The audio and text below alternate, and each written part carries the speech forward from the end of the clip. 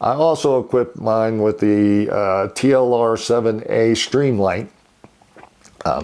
Like I said, we're going to be carrying these guns when we're out in the woods.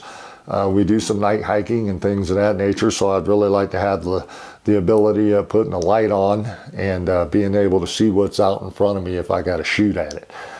This is also my nightstand gun as well, so it sits on my nightstand, and if there's a bump in the night, this is the one that I'm going to be walking around the house. So having a flashlight to make sure I can see what's in front of me in the dark, and not giving an intruder any kind of warning that I'm there. I like that idea.